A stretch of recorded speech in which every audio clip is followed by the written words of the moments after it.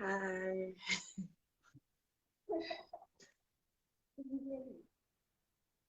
I can't hear you. Okay. Okay, I can hear you. Sound is good on my side. Sound is good on my side. Are you ready to talk medication? Yes, I'm ready.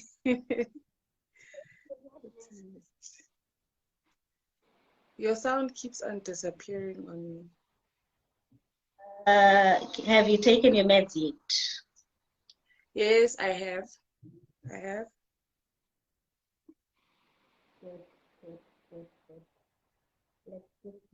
I've had my morning dose.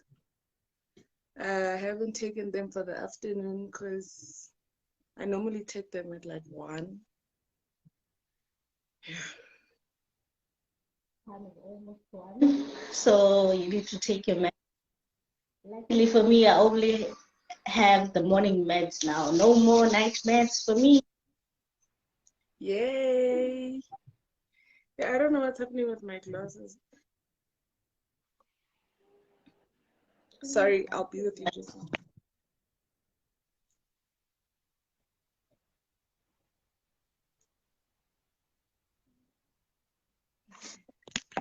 Sorry about that. I had a bit of,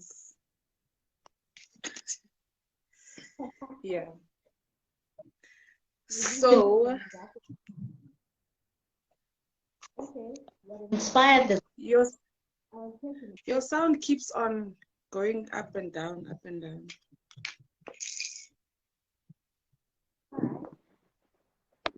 I can't hear you.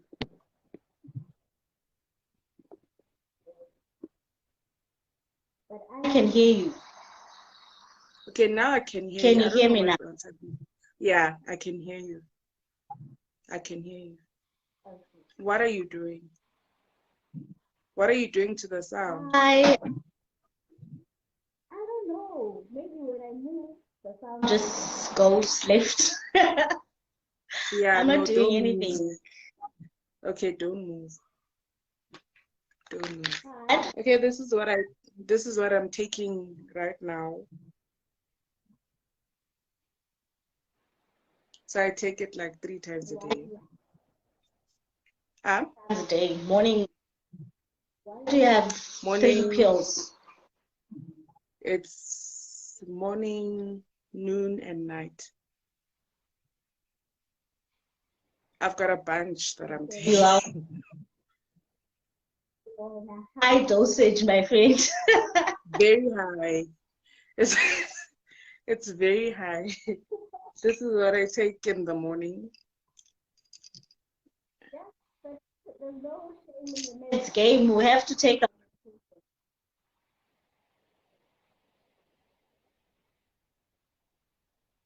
Now you're frozen.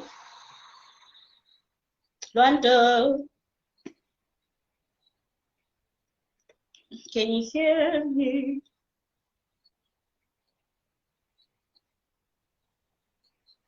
Lando. I can hear you now. I don't know what happened. Froze. I froze. Okay, am I?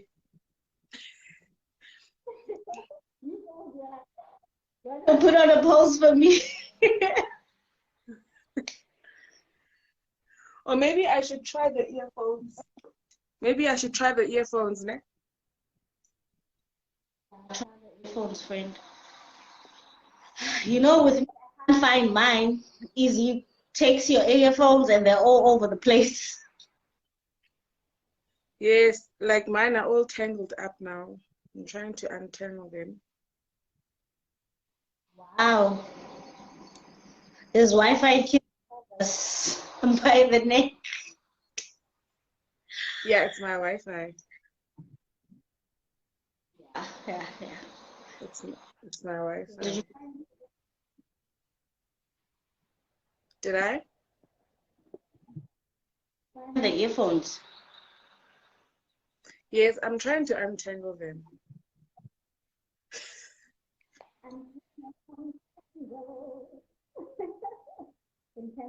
I think I need. Untangle. What are these?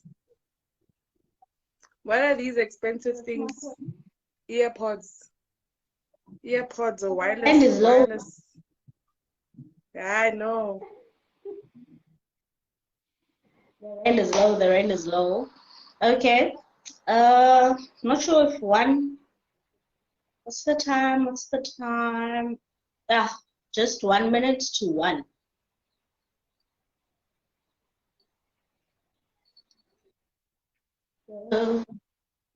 Okay. I just want us to motivate people for their mental illnesses and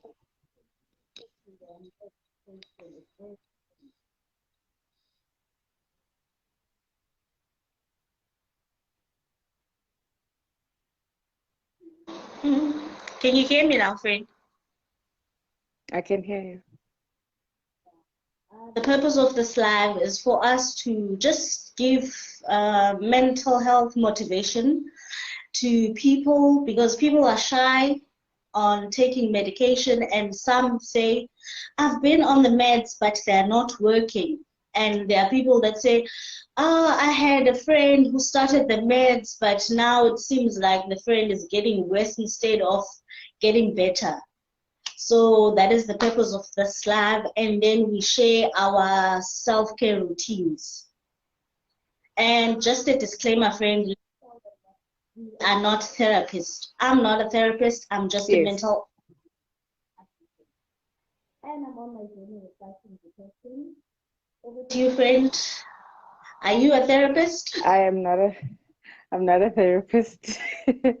I'm an outpatient who's been on this journey for quite some time, but taken seriously for the past 3 years. And yes, I'm currently on medication.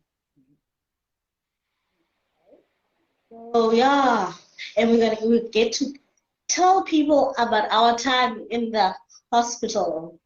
I've had people that say, about being an inpatient, but it seems like it's not going to work for me. Or someone who's been an inpatient and says, it didn't work for me. What I would advise someone,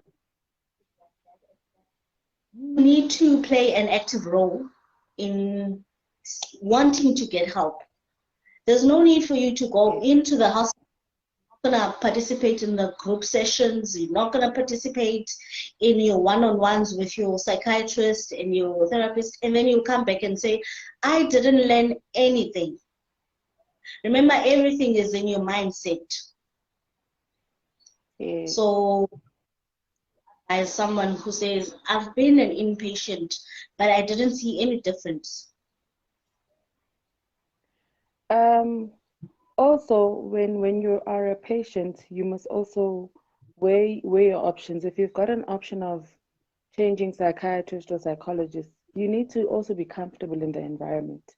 Some people get into these spaces or these hospitals where things are a bit tense for them and they need to change environments. Yes, I understand with playing an active role, a lot of people cannot afford to go to these places, unfortunately. But when you do, and if you do get an opportunity and are privileged, get a place where you are comfortable to being yourself and to being vulnerable and sharing as well. You know, what's the point of seeing someone if you're not comfortable with talking to that person? And what's the point in being in a place where you feel like you are in prison or somewhere else? So if you can be in a space where you are completely comfortable and can be very vulnerable, yeah, it's I wouldn't advise you to go to a place where you are with friends and stuff, because you are going to really be putting like blinders on, because you can't be free, you can't be yourself. Tell me, are you still seeing both your psychologist and your psychiatrist? Or you're just seeing one doctor now? I'm seeing my psychiatrist because I'm getting the therapy as well.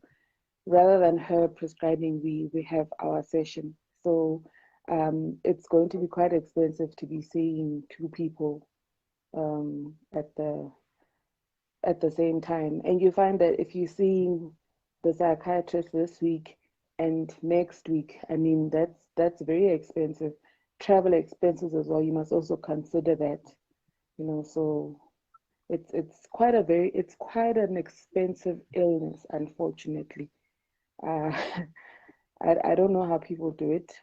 It's nice when you're an inpatient, but I had like I don't know if I can say a terrible experience, but it was a bit uncomfortable. I would see my psychologist at 5 a.m. in the morning, and she would literally like wake me up. By the time I get to the rooms and I'm sitting there, I'm sleepy, I'm grumpy, and we have to talk, and I'm like not in the mood, you know? So, yeah, that's one of the reasons why I don't see my psychologist as often as I see my psychiatrist. I'm very comfortable with my psychiatrist, very, very comfortable.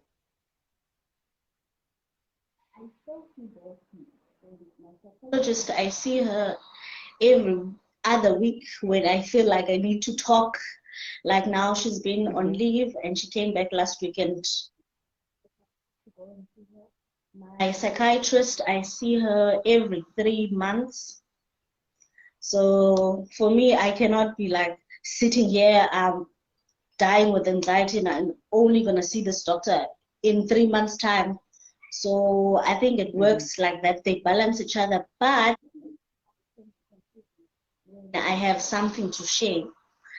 I share it. Remember, I see my psychologist weekly if I can, and then I'll see my psychiatrist in 3 months. Did I tell the psychiatrist or the psychologist? That's the only thing that I feel like they need to communicate more and share that, okay, she came on so and so date, she came with this concern. Can we like work on this? Like with my psychiatrist the other time, she said that when you see your psychologist, please work on your triggers because I'm somewhere somehow uncomfortable being in spaces where I'm triggered. So she said, let's work on that. Okay. Are you comfortable with them communicating together about you with regards to?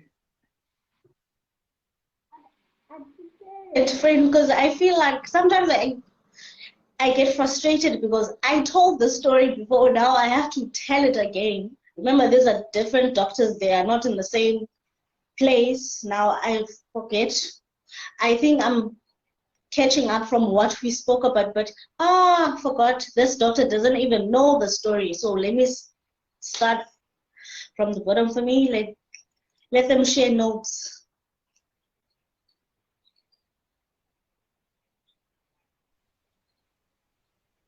Now, can you hear me? Stuck again, Rondo? I can hear you. I'm sorry. I think there was a connection problem. And how was your experience as an inpatient? An inpatient, for me, at first I came with the mindset that going into the hospital, I was there just to sleep for it. I just needed rest and close a chapter. But guess what? I found myself in the hospital. I was able to bring out the laughter that I didn't hear for so long. Yes, I was laughing, but the laughter of contentment, not having to worry about anything. I was full on with the group sessions. I listened to other people's problems. I expressed how I was feeling and I took what the facilitator was telling me. So for me, I would recommend it to anyone who's more than boost my confidence and make me understand the illness and the surroundings and how I reacted to certain situations. And how long did you stay there for? I was in for like 2 weeks. Oh, okay. How was your stay, friend? Right. Days, yeah. My stay was great. I've been an inpatient twice, last year and this year. No, last and that other year. So I stayed for 21 days for each stay, and it's always quite refreshing because not only do you do the same thing, but you realize that when you do it again and you actively do it, you actually do gain something. Sometimes you get there and one of the sessions you're not active or you are highly medicated and you can't really be active because we must also understand that during the day between sessions we see our therapist, we get medicated because they play around with medication. That's the reason why you stay that long. And by the time they get to the right medication and you're like, oh, I'm feeling great and I can participate, and then you realize, oh, this is worth it. This is actually beneficial to me and stuff. So I would advise people to stay as long as they can. And I've realized a lot of people become so anxious about staying because they worry about their children behind.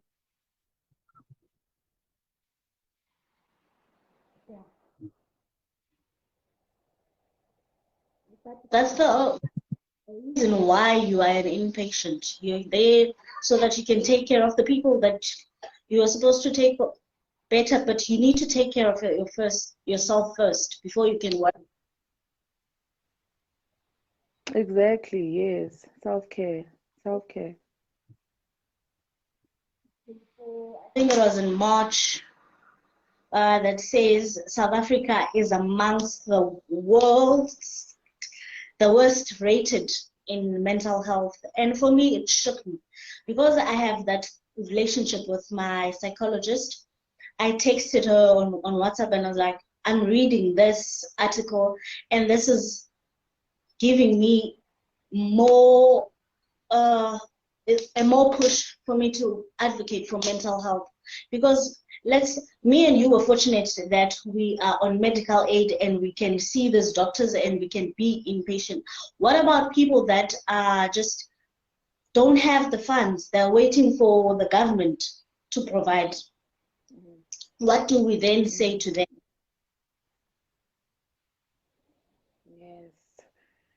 And also, with these government facilities, some are afraid of the stigma behind being a patient because, yes, you do have to knock on doors, unfortunately, when you don't have medical aid. And one of the biggest hospitals here in South Africa, I think you know it, Baragwanath Hospital, they do have a ward, but the stigma behind being in a hospital, you know, people do not want to knock on those doors, you know. And if there is a private way of knocking on those doors, then I think more people would be knocking. So I would encourage, unfortunately, it's when you are at your lowest point, you really don't get motivated enough to be knocking on any doors, you know. And when you are surrounded by people that do not understand the situation, it gets even harder, you know. So government does have these places, but you have to knock first. They don't come for you, you have to come for them. And like I said, it's Wait. financially taxing. So for you to Okay, get to a since place, you need to have. I think we forgot to tell people that you are in Johannesburg, so you'll be able to speak more about the hospitals that are around for people to go to. Oh And yes. I am in East London, with in the Eastern Cape, in which places that they can go to seek help. And away, that's why you'll hear London about Baragwana and all the other hospitals that are available in the Gauteng region. Oh yes, yes, definitely. Yes. And with network hospitals, like your Netcare, they are available in both Gauteng and in the Eastern Cape because of the network that they share as well. So, do you know of someone who's gone to the public hospitals, friend? Like, what's the procedure for someone to be admitted at Baragwana if that's the hospital that they need to go to in Joburg? Do they need a letter Oh, okay. from the Um, clinic or a the clinic. Well, with there's two. There's the Helen Joseph in close to UJ Auckland Park. Then there's Baragwanath. With Baragwanath, you need a referral letter from your clinic, from your local clinic. And then with the Helen Joseph and the one close to Cosmo City, I'm not sure of the name. You just go in and you book yourself. And there's space. Well, the last time I checked, um, there are a number of psychiatrists available.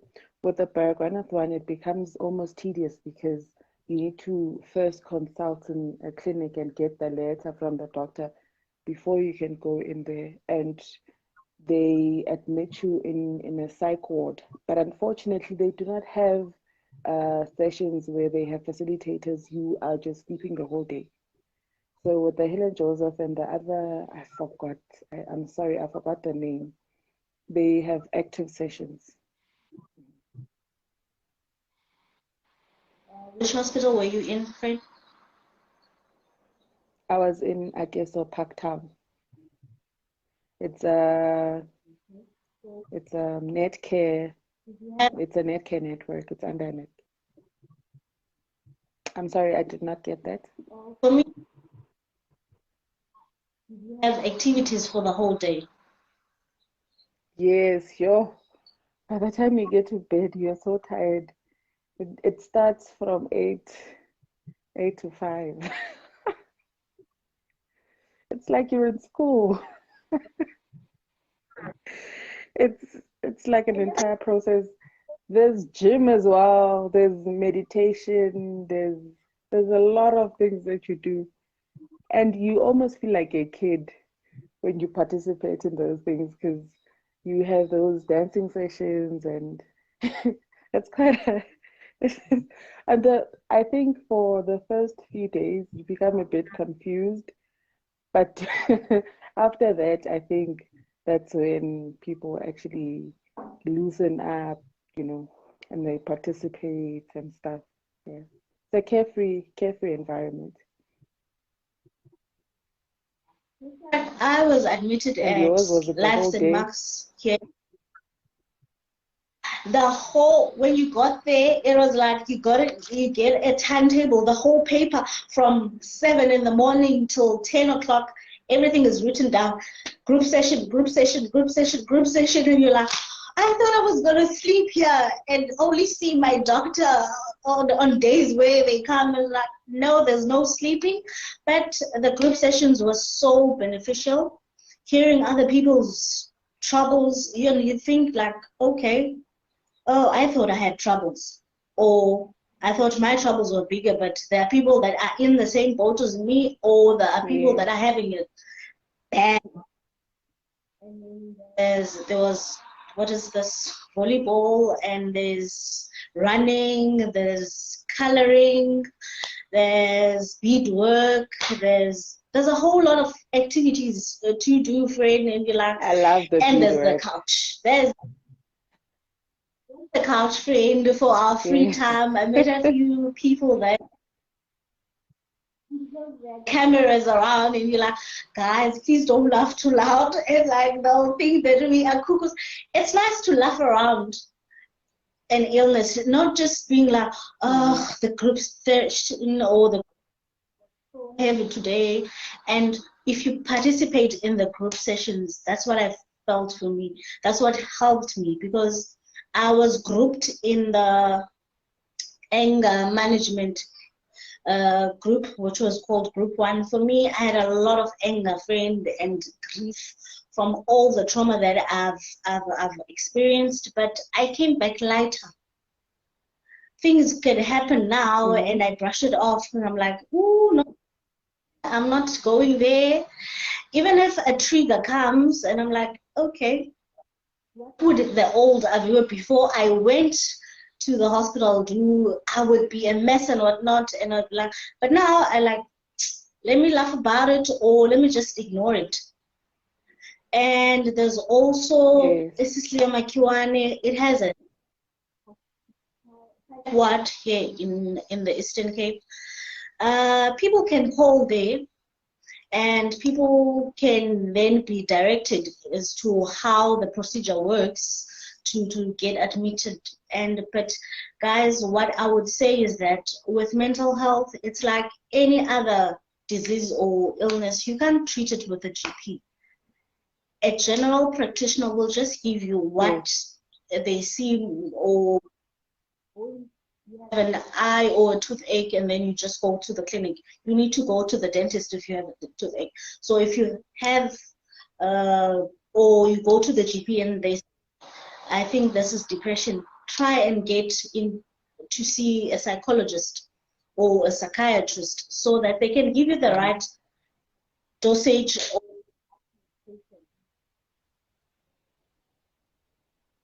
Yes, true. True. What would you say? I've been taking the medication, but I don't.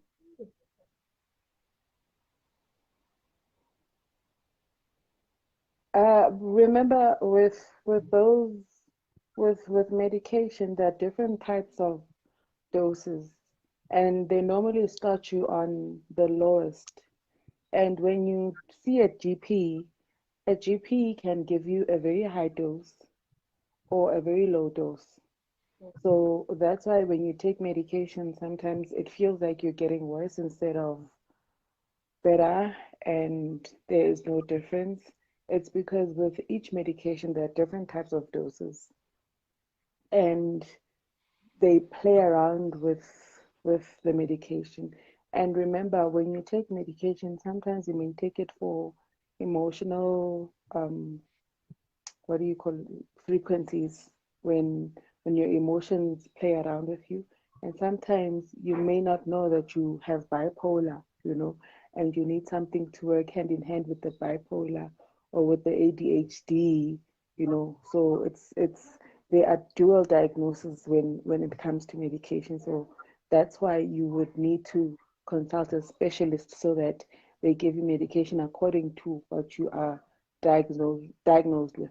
So when you self-diagnose, you might not be treating the problem, you know. You might be making it worse because what you're taking may be countering what you are suffering from. And like with me, I'm not on the same medication that I started with. My psychiatrist put me on this, and as time went by, my memory, everything else was responding, my emotions, I was feeling good, I was able, but it's just the memory. And then she had to change my medication to help me with my memory. And now if I went to the GP, they'll be giving me the same medication over and over because they're not specialized to deal with mental health medication. So it's good to seek the relevant doctor for mental illnesses. And even for people who just say, I feel good, I can just relax on taking the medication. What then happens?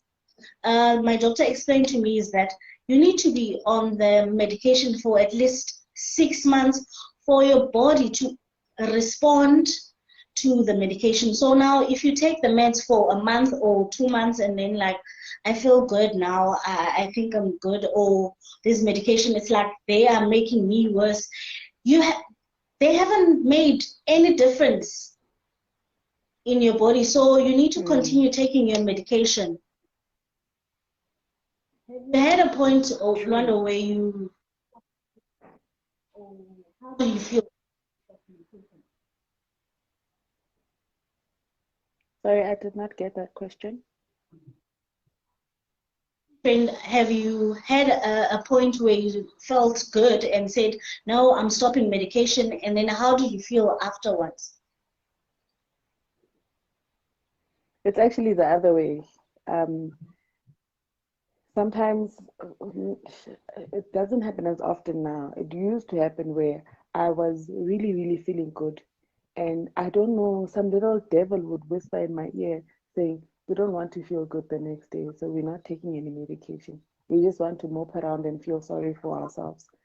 So I would stop and not take because I would want to be down for that day. Because when you take a medication, you literally bounce up. You go when they do eventually start working, you're the happiest person on earth. Like you will laugh at everything and anything. And Yeah. so And it also helps with social and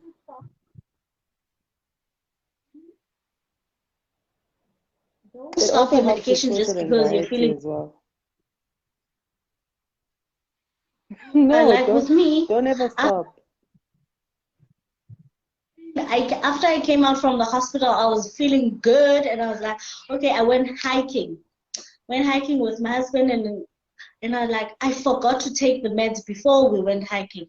So now, as we're getting back in the car, I tell him that, you know what, I forgot to take my morning meds, and he's like, see, you survived the hike, you don't need the meds. And I'm like, no, no, no, no, no. I know what I am going through and what I went through in the hospital. So you're not gonna tell me to stop the meds just because I went hiking without taking medication. And I was like, but what happens if you don't take these pills? And I know what happens to my body. So because you're not on medication, Mm-hmm. you would not understand. Mm. The doctor explained to him you were supposed to actually remind her to take the meds. Even though she went hiking and came back without taking the meds, it doesn't mean that she's healed. Mm. Mm. Chemical imbalances. Remember that chemicals need to balance each other. That's the root of all with the illness. It's the chemical imbalances of the brain. People need to consult their doctors before they say, can have the worst results. I know someone who didn't go and take their top-up medication, and then now they started feeling like they can't breathe. They went to the hospital, and the doctor explained is that you haven't been taking your meds. That's why you're feeling all these panic attacks and whatnot. Mm. Mm. Mm. Saying, Yeah. Don't ever stop.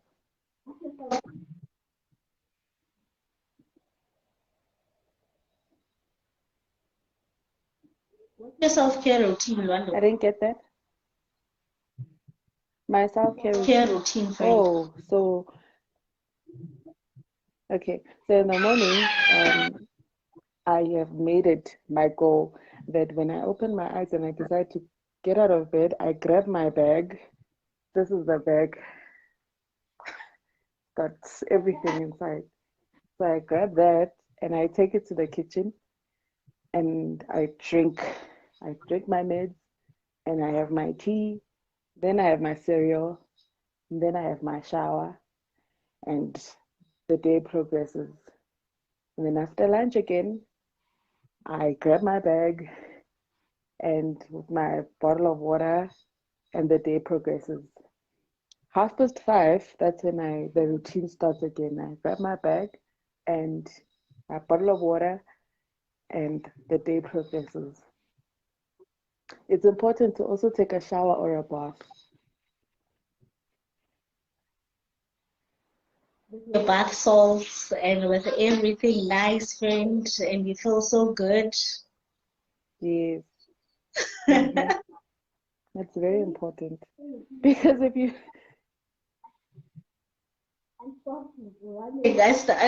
I was running at 5 a.m., but now I'm scared, so I'm a bit lazy with the exercise part. But I've started a Mhm. small garden. That's where I get Oh, my okay. info.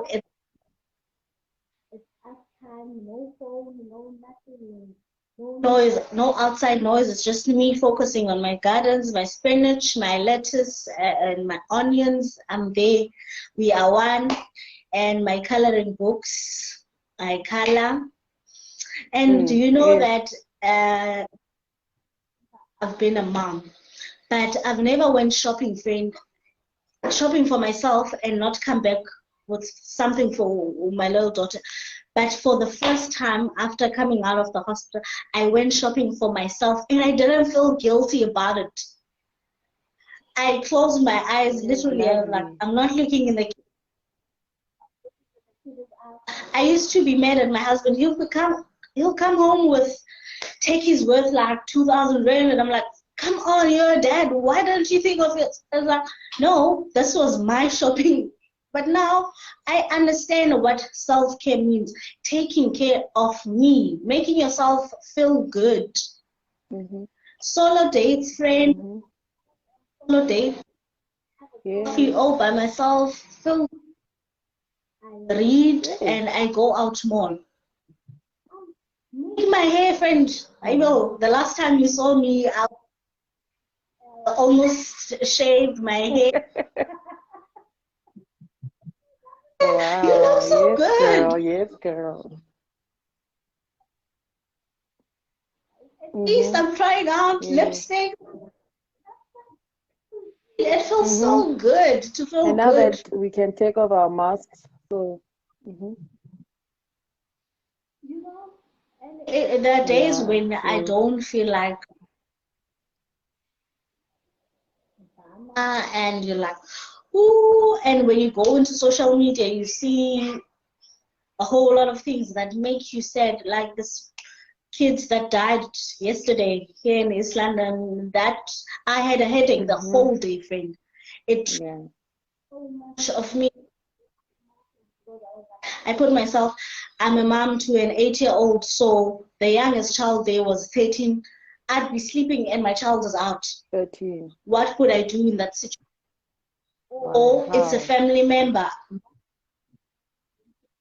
So it triggered a whole lot of things. We're hoping, friend, everything is all right. So what would you advise someone who thinks that they might have depression, or they think that they might have any mental illness? What would you advise them to do? The fact that they are thinking about it means that there are signs. And as soon as you think, it means you are actively thinking about those signs. Because no one would think that they are depressed or bipolar or ADHD or these, there are a lot of them. When you start thinking about it, I would suggest that you consult. And unfortunately, with some medical aids, you need to get a referral from your doctor before you go to a psychologist. So follow that route. And yes, consult, and speaking to, reach out to family members that you trust. I'm not sure about friends because there's different types of dynamics when it comes to friends, you know. So reach out to someone that you completely trust and take it from there. But as soon as you feel that there's something wrong, then reach out. There's always someone willing to listen. And for me, I think that I'd say you must reach out for help, be it going to your GP who's going to refer you to a psychologist, or going to straight to your psychologist. I know it's very expensive when it comes to mental. When I went to the hospital, an inpatient, and maxed out the medical aid, but I am glad for that. I got better. I am now confident to speak about depression and don't care what other people say, or people not trusting what you are saying, or thinking that she's just an attention seeker, doesn't invalidate your trauma or doesn't make your illness not serious. And play an active role. You need to go to therapy 5 times a week. Go to therapy 5 times a week, and you'll cry on that couch, you will laugh on that couch, you will get unsure, you will get confused, you will feel all sorts of emotions on that couch, but at the end of it all, you will gain something on that couch. It's all in your mindset. Yes, For me, this session has made me lighter, because yesterday I went to bed feeling so bad with those. I woke up with a purpose that I need to tell people that it's okay not to be okay. yes. So Thank you very much for the session as well. Sorry, friend, I didn't hear that. What are you taking from the session, friend? Talk. It's okay not to be okay, yes. And it's okay to being emotional, because for you to feel something, it means that your body is responding to something. And don't ever stop. Don't ever stop unless your doctor advises you to stop. But don't ever stop drinking your meds.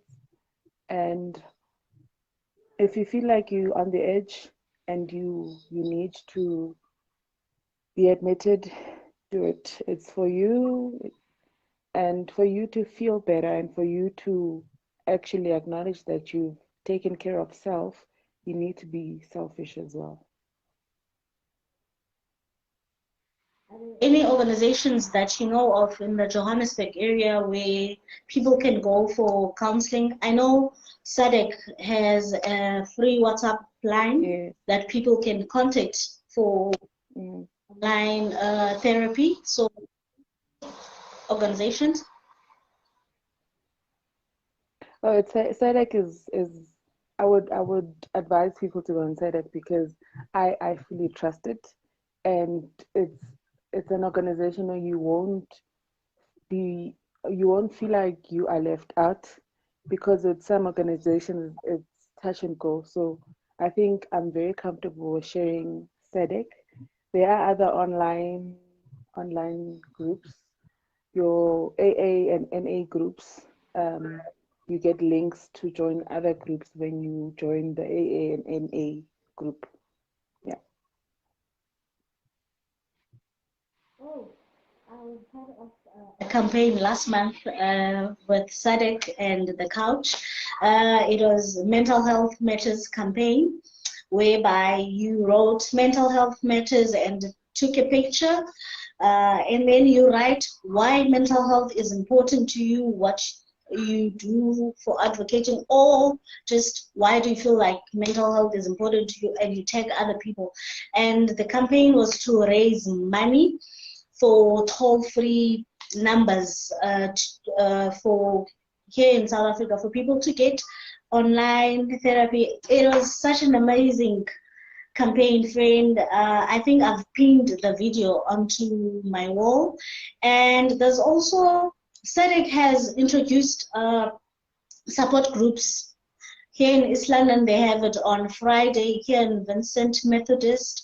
And I know in KZN they have it on Sundays. I'm not sure, but they can go. Everyone can go to the South African Depression and Anxiety Group to get more information or where to get the support group in their regions. And there's also Umastete here in the Eastern Cape, where they provide counseling. There's FAMSA as well. You guys have FAMSA in Joburg as well. Yes. The counseling. So help. It's okay not to be okay. Please, we are trying to end the stigma around mental health. If we can all be okay, then the world will be right. Thank you, friend, for joining. Thank you very much. Have a lovely day. To friend, we'll look out for the comments and like. Yes. Bye. And we